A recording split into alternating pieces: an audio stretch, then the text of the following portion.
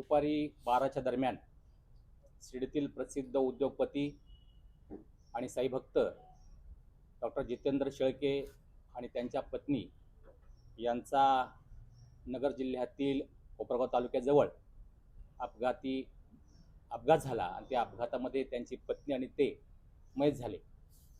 त्यानंतर वृत्तपत्रावरती मीडियावरती काही समाजसेवकांनी काही पक्षाच्या प्रवक्त्यांनी त्याबाबत चुकीची आणि जितेंद्र शेळके यांची बदनामी होईल अशा प्रकारच्या बातम्या आणि विश्लेषण केलं गेलं।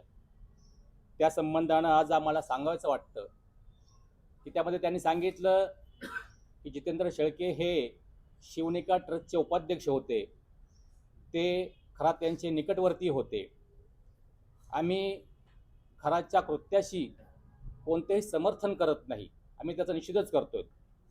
मात्र शेळके हे शिवनिका ट्रस्टचे उपाध्यक्ष होते म्हणजे ते गुन्हेगार आहेत असं म्हणता येणार नाही, कारण शिवनिका ट्रस्ट ही धार्मिक संस्था आहे। त्या ट्रस्टवर अनेक जण पदाधिकारी म्हणून काम करत होते आणि त्यांच्यासह अनेक जण त्या शिवनिका ट्रस्टशी जोडले होते। त्यामुळं खरातने केलेलं अश्लील गैरकृत्य आणि आर्थिक घोटाळा याच्याशी व्यक्तिगत शेळके यांचा कोणताही संबंध नव्हता आणि नाही। शेळके यांनी 2023 मध्येच त्यांच्या त्या उपाध्यक्षपदाचा राजीनामा दिला होता। जर या खरातनी आमदार, खासदार, मंत्री, IAS अधिकारी, IPS अधिकारी यांची फसवणूक केली तर शिर्डीतील शेतकरी कुटुंबातील असणारे शेळके हेही त्यामध्ये फसले। हे त्यामध्ये फक्त ट्रस्टवर त्यांनी काम केलं, त्यामुळं ते त्यामध्ये दोषी आहेत असं आपण म्हणू शकणार नाही, कारण जे यामध्ये पीडित आहेत त्याचा आणि शेळके परिवाराचा कुठलाही व्यक्तिगत संबंध नाही, हे आपण लक्षात घेतलं पाहिजे। शेळके यांचं सामाजिक योगदान जे आहे शिर्डीमध्ये ती खूप मोठं आहे। त्यांनी विदेशामध्ये साईबाबांच्या प्रचार कार्याचा खूप मोठं योगदान दिलेलं आहे। विदेशामध्ये अनेक मंदिरं बांधण्यामध्ये या डॉक्टर जितेंद्र शेळके यांचं खूप मोठं योगदान होतं। आज विदेशातील अनेक साईभक्त शिर्डीमध्ये येतात, यामध्ये डॉक्टर जितेंद्र शेळके यांचं खूप मोठं सहकार्य आणि योगदान आहे। पर्यावरणाचं काम असेल, वृक्षारोपणाचं काम असेल, स्वच्छतेचं काम असेल, असं अनेक प्रकारचं काम डॉक्टर जितेंद्र शेळके यांनी केलेलं आहे। ग्रामीण भागामध्ये पाण्याची पातळी वाढावी यासाठी शेतकऱ्यांना हाताशी धरून त्यांनी संघाच्या माध्यमातून मोठं काम केलेलं आहे। त्यांनी जेव्हा ते उपाध्यक्ष आहेत म्हणून पोलिसांनी त्यांच्याकडे चौकशी केली असेल, ते चौकशी स्वतःहून समोर गेलेले आहेत, त्यांनी त्यातून पळ काढलेला नाही। जर शेळके त्यामध्ये आरोपी असते किंवा दोषी असते तर पोलिसांनी त्यांना या संबंधानं अटक केलं असतं। ते स्वतःहून पोलिसांच्या चौकशीमध्ये गेलेले आहेत। अशा परिस्थितीमध्ये ते कुठल्याही स्वरूपाचे गुन्हेगार नसताना घटना घडून गेलेली आहे, आता अपघात घडून गेलेला आहे आणि त्याच्यानंतर पोलिसांचा तपासाचं काम चालू आहे। तपासामधून योग्य ती ज्या घटना आहे ती समोर येणारच आहे। अशा परिस्थितीमध्ये डॉक्टर जितेंद्र शेळके यांच्या मृत्यूनंतर जो काल काही लोकांनी मीडियावरती ज्या बातम्या करून त्यांच्या मृत्यूचा तमाशा केला आणि त्यांच्या मृत्यूची विटंबना केली, ही विटंबना थांबवावी। जितेंद्र शेळके यांचं त्या व्यतिरिक्त खूप मोठं काम आहे, याकडे आपण चांगल्या दृष्टीने पाहावं अशा प्रकारची विनंती आम्हा शिर्डीकरांची या निमित्तानं आपणाला आहे। शिर्डीमध्ये सामाजिक कामाबरोबरच 2018 मध्ये सप्ताह झाला होता, त्या सप्ताहामध्ये स्वच्छतेचं काम केलं होतं। शिर्डीमध्ये वृक्षारोपणाचं काम केलेलं आहे। 11,000 वृक्ष ग्रीन अँड क्लीन शिर्डीच्या माध्यमातून जी लावलीत नगरपालिकेच्या माध्यमातून, त्यामध्ये त्यांचा सिंहाचा वाटा होता। तसंच शिर्डीमध्ये जो शिर्डी परिक्रमा सुरू झालेली आहे त्यामध्येही त्यांचं खूप मोठं योगदान होतं. हे त्यांचं सामाजिक काम आहे. असं असताना आपण ते फक्त त्या शिवनिका ट्रस्टचे उपाध्यक्ष आहेत म्हणून त्यांना आरोपीच्या पिंजऱ्यात उभं करून त्यांच्यावर त्यांच्या मृत्यूनंतर त्यांच्या मृत्यूचा तमाशा करणं हे योग्य नाही असं मला वाटतं. काल आमच्या शिर्डीमध्ये आमच्या शिर्डीतील आमच्या सर्वांचे स्नेही डॉक्टर जितेंद्र आबा शेळके आणि त्यांच्या सुविद्य पत्नी यांचं दुर्दैवी निधन झालं. ही घटना घडली त्यानंतर आम्हाला काही मंडळींना त्याचा निरोप आला आणि आम्ही घटनास्थळी तिथे दाखल झालो.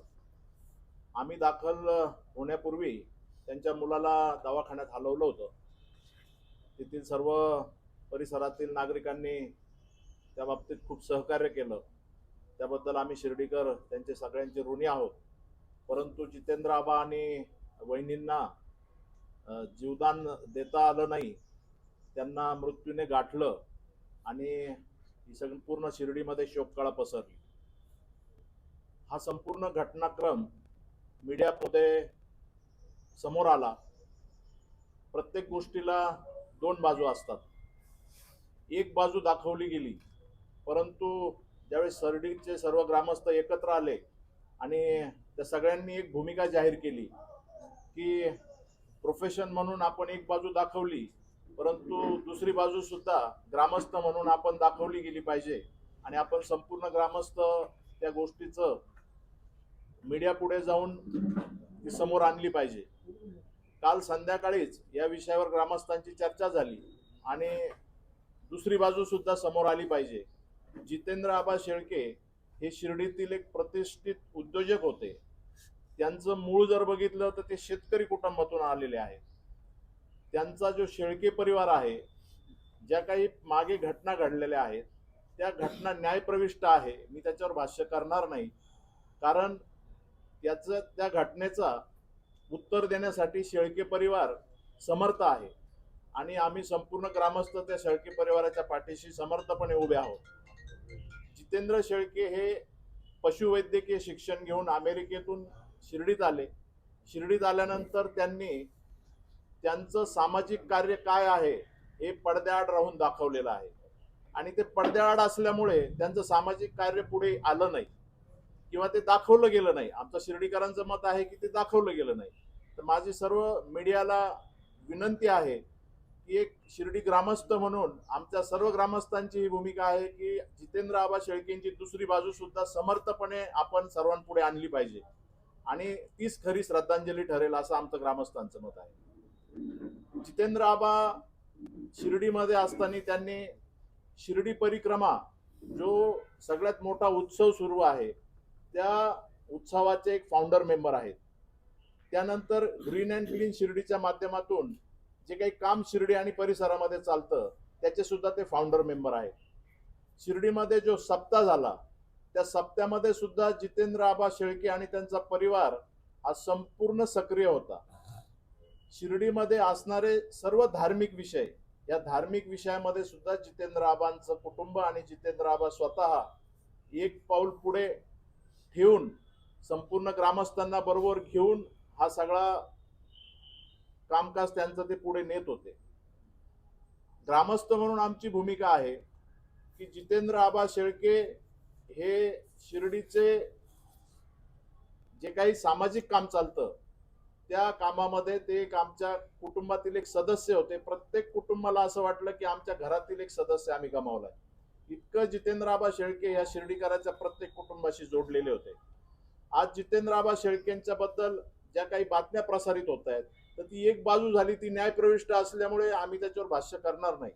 परंतु दुसरी बाजू ही समाजापुढे जाणं गरजेचं आहे आणि त्यामुळे आम्ही सर्वजण आपल्या समोर आलेलो आहोत. आमचे शिर्डी सर्व ग्रामस्थ हात उंच करून जितेंद्र आबा शेळके हे शिर्डीचे एक हिरा होता असं म्हणायला आमच्या सगळ्यांचीच भूमिका ती आहे.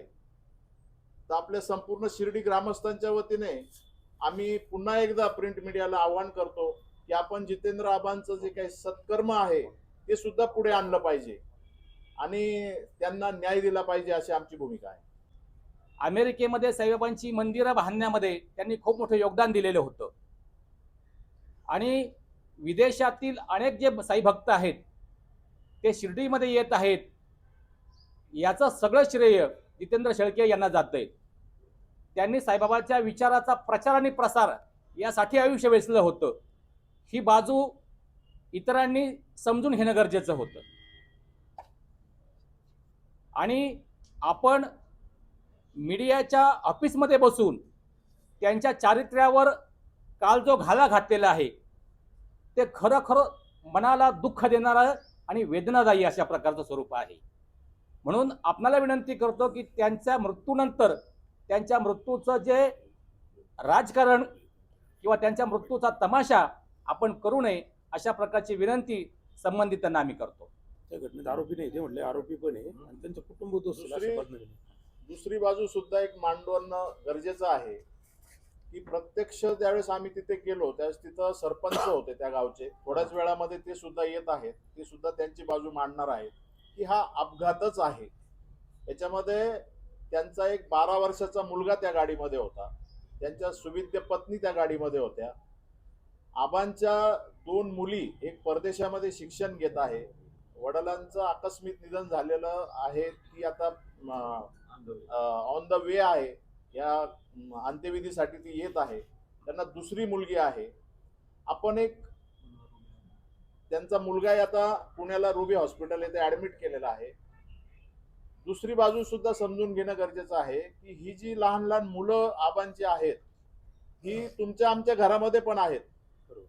तर ह्या मुलांना ज्यावेळेस समाजाला सामोरं जायचंय त्यावेळेस काय मेसेज त्या मुलांना गेलेला असेल आपल्याकडून याचा सुद्धा विचार करण्याची वेळ आलेली आहे. ज्या मंडळींना स्थानिक पातळीवरची वस्तुस्थिती मांडलेली नाही त्यांच्याकडनं ही सगळी वस्तुस्थिती बाहेर गेलेली आहे. खरी वस्तुस्थिती काय आहे ही मी तर म्हणतोय की आपण वार्ताहर आहात, आपल्याला सुद्धा त्याची कल्पना आहे, परंतु एक प्रोफेशन म्हणून तुम्हाला दोन्ही बाजू मांडणं गरजेचं आहे. आम्ही त्या भूमिका आपल्या समजू शकतो, परंतु त्यांच्या मुलांवर काय परिणाम होणार आहे, त्यांच्या मुलांवर या संपूर्ण प्रक्रियेमुळे काय आघात होणार आहे याचा सुद्धा एक माणुसकीचा धर्म म्हणून आपण सर्वांनी बघितलं पाहिजे.